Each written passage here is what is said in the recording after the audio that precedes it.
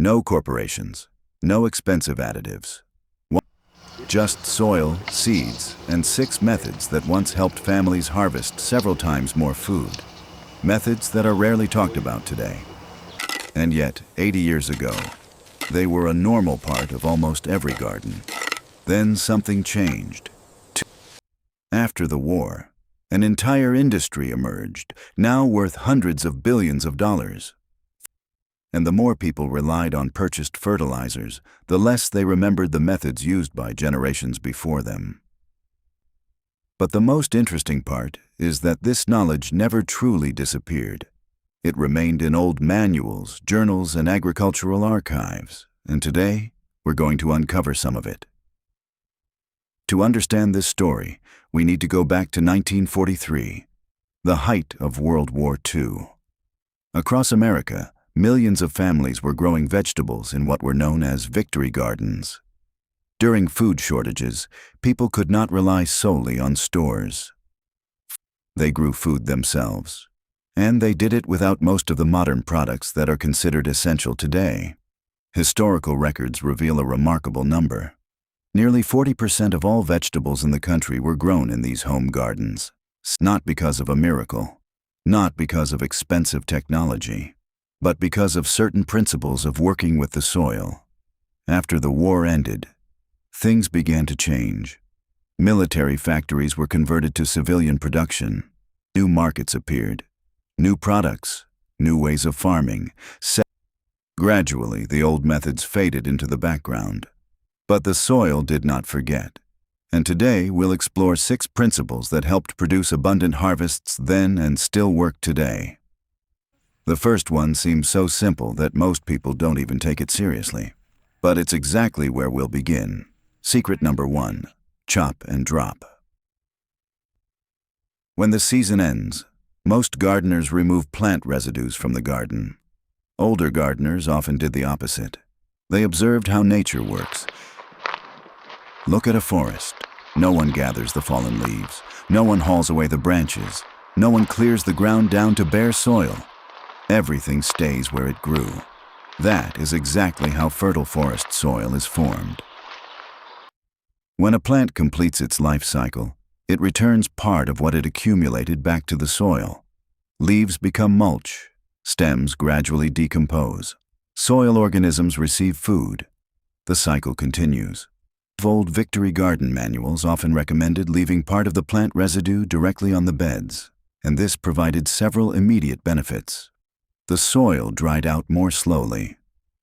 Less evaporation meant less watering. Organic matter gradually became food for soil life. But this is where things become even more interesting. Because even the most organic rich soil cannot function at its full potential without something most people rarely think about: the living organisms beneath our feet. And that brings us to the next secret. Secret number 2, forest soil. If you had asked most wartime gardeners what makes soil fertile, many of them would not have started by talking about fertilizer. They would have talked about life. Because good soil is not just a mixture of sand, clay, and organic matter. It's an entire world, billions of bacteria, fungi, microorganisms, an invisible system working around the clock. Today we call this soil biology, but people noticed its effects long before modern laboratories existed. That is why old gardening guides often recommended bringing a little soil from healthy natural ecosystems, from forests, from old woodlands, from places where the soil had remained undisturbed for decades. Beneath the layer of leaves lies what many people call a true fertility factory. Dark, crumbly soil. The smell of the forest. Hundreds of species of microorganisms. An invisible army helping plants thrive. Older gardeners understood one simple thing. Sometimes soil doesn't need more fertilizer. Sometimes it needs life restored. And that is why this method was passed from generation to generation. But there is an even more remarkable principle. A method that allowed people to harvest more food even from small plots.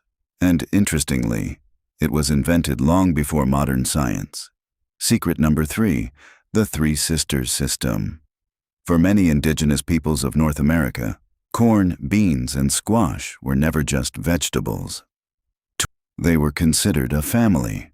Corn grew upward and provided support. Beans wrapped around its stalk. Squash covered the ground with its broad leaves. Each plant had its role. But the most remarkable thing was that all three crops helped one another. Corn provided support. Beans contributed to nitrogen accumulation. Squash protected the soil from overheating and moisture loss. Today we call this companion planting. But back then, people simply observed the results. Fewer weeds, less drying out, more reliable harvests. Modern research confirms much of what gardeners noticed hundreds of years ago. Sometimes plants do not act as competitors, but as partners. Yet something even more remarkable is happening underground. Because plants cooperate not only with one another, they are assisted by a vast network of microorganisms. And this is where the next forgotten method appears. Secret number 4. Compost tea. Today, many people think of fertilizer as granules in a bag or liquid in a bottle. But older gardens often used a completely different approach.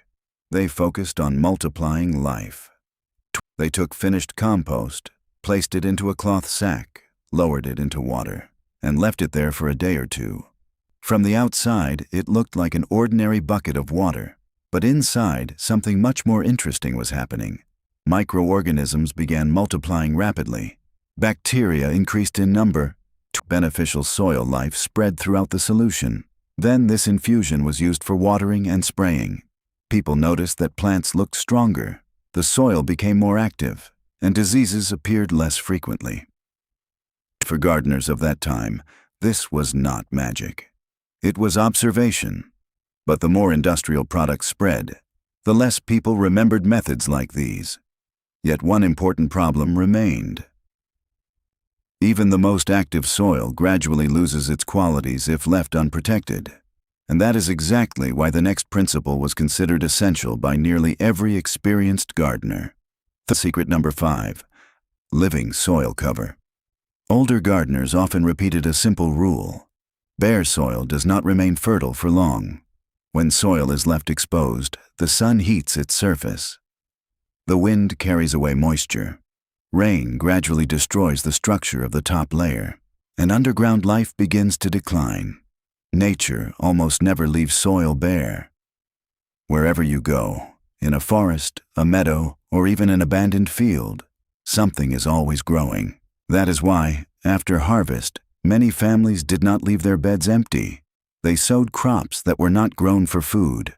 Their purpose was different: to protect the soil. Clover, rye, vetch, and other cover crops. Some helped retain nitrogen. Others loosened compacted soil with their roots. Still others preserved moisture and protected the surface from overheating. In spring, they were cut down and returned to the soil. The cycle began again. But even this was not the most valuable asset old gardeners possessed, because there was something that could not be purchased in a store. Something passed down year after year, from one generation to the next. Secret number 6. Seed saving. Every season, plants face challenges: heat, drought, heavy rains, diseases, pests. Some plants fail, others perform better than the rest. Those were the seeds experienced gardeners tried to preserve. They understood something that modern plant breeding confirms today. The best plants gradually adapt to a specific place, to a specific soil, to a specific climate, to the exact conditions of your garden. Year after year, that adaptation accumulates. That is why many families maintain their own seed reserves. Jars, envelopes, small boxes. To an outsider, it looked like ordinary storage. But in reality, it held the experience of many growing seasons. During wars, droughts, and economic crises, people often lost almost everything, yet many still took their seeds with them, because they understood their true value. And when you look at all 6 principles together, it becomes clear that this was never only about harvests, free cutting and leaving organic matter, bringing life back to the soil, growing plants together, or multiplying beneficial microorganisms. protecting the soil year-round, saving your own seeds. These are not separate gardening techniques. They are a system that helped millions of families grow food when it truly mattered. In the 1940s, more than 20 million families created their own victory gardens. They did not have modern technology. They did not have a huge selection of products. There were no endless shelves of fertilizers, but they understood how soil works. After the war, many things changed. New products appeared, new markets, new ways of farming, yet the old knowledge never truly disappeared. It remained in journals, in archives, in people's memories, and most remarkably, much of it still works today. There is knowledge that makes people dependent on constant purchases, and there is knowledge that helps people understand the system itself. That is the kind of knowledge generations of gardeners used long before us. This week, try just one of these methods. Leave organic matter on your beds after harvest. Sow a cover crop, or save a few seeds from your strongest plant. Just one step. That is how restoring fertility begins. 51. The soil has not forgotten these principles. It has been waiting for people to remember them again. If you found this video helpful, leave a comment and tell me which of the 6 methods you will try first. Subscribe to the channel. Here, we continue bringing back the knowledge that helped people grow more while using less. See you in the next archive.